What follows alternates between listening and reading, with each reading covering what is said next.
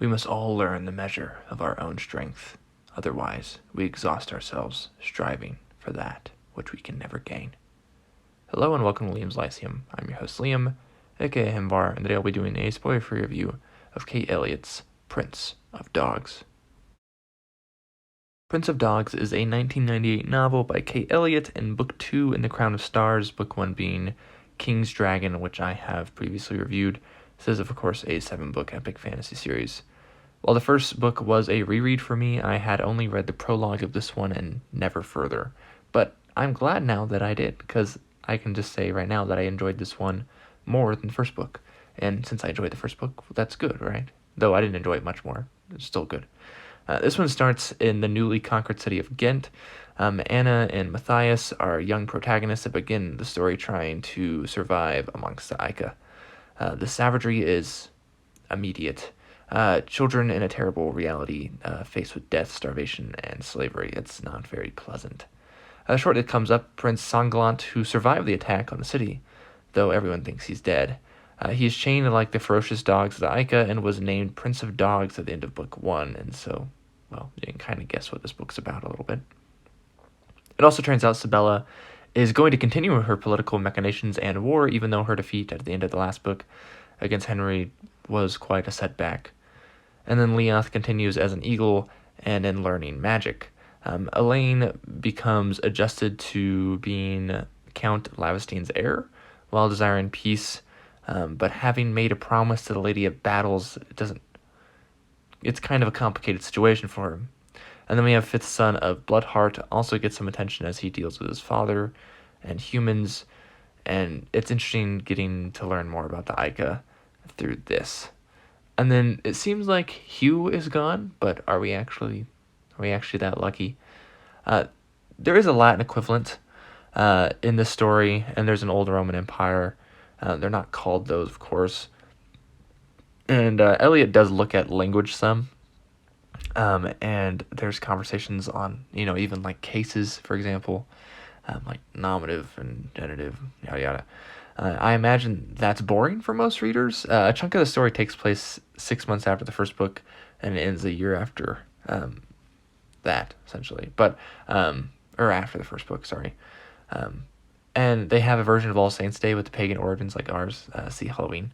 But overall, all right. I mean, this is stuff that like I could see people not liking, right? Again, this is very almost historical fantasy, but it's not.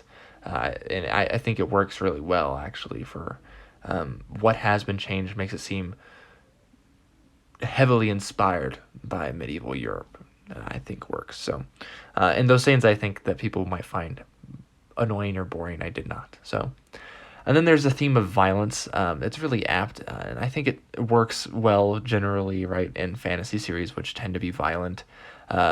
While not necessary per se, violence, again, is in most fantasy stories.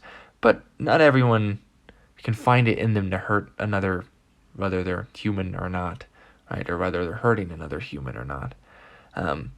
Along with this is the measure of oaths and conflicting ones. Conflicting things like this are pretty popular paradoxes in some medieval works, and so it's cool to see it on display here. You also see the typical vying for power and gain, and how some people handle their nobility, and then how other people are kind of corrupted, and how that affects certain events. We do see sexual desire as well, and some very base human conflict. We see people struggle with themselves. We have trauma, faults, ideas of controlling others. It's definitely not a children's book, but these are things that so-called classic epic fantasy skips a lot, with focuses on epic quests and completely missing the point of literature. So I'm glad Elliott doesn't. I don't want to say all classic fantasy does, or whatever classic fantasy even means in this case, because I don't agree with that definition normally. But it's nice to see Elliott tackle some problems, right? This is not grimdark. I wouldn't call it that. I don't know if that label even is worth anything, but it's definitely not ignoring things, like missing the point. It's not missing the point, which some other 80s and 90s epic fantasy does. But it is still entertaining, right? It's not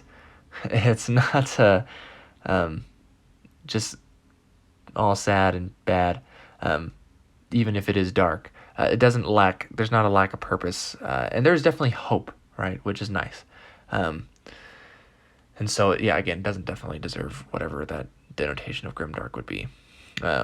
Also, the exploration of what creatures are made of, like higher or heavier elements, is very interesting in the lore and world building, and like stuff like dragons and stuff like that. I think it's very intriguing. And so while the world is colorful, the tone is somewhat gray and doleful, right, kind of dark, but definitely in a very interesting and interesting world that in some ways is full of light, though it just is hard to see sometimes.